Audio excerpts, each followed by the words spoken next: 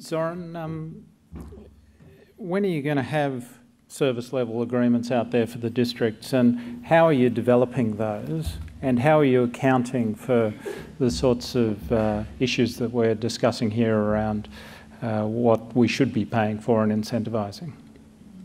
Thanks, Rowan.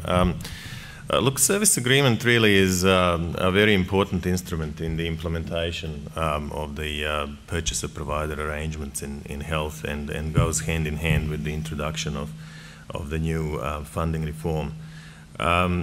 We are currently in the process of drafting and developing service agreements, and are well underway in negotiating various components of that with our colleagues in local health districts.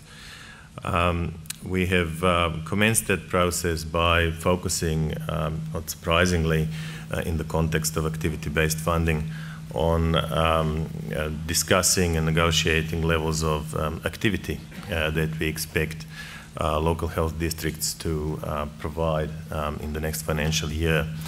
That is a very important piece of information that provides us all context for a lot of other things that go into the service agreements, and obviously is a very important input into the construction of the budgets.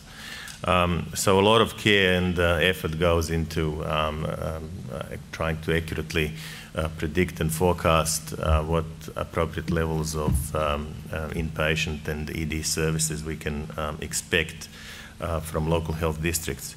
That, if you want, somewhat mathematical process then meets the reality in our discussions with LHD colleagues, where we are trying to augment that with local knowledge and understanding of what's actually really happening on the ground. And we know and are thankful to our LHD colleagues for engaging throughout their organizations in many cases with their clinical colleagues and clinical councils to validate those assumptions.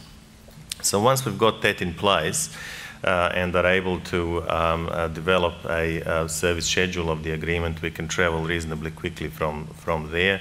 Our intention is to have the draft service agreements to LHDs in June, and to then work with the LHDs on their finalisation. In terms of picking up on some of the other themes and making sure that the service agreements are not just about activity and throughput, I can assure you that they are not.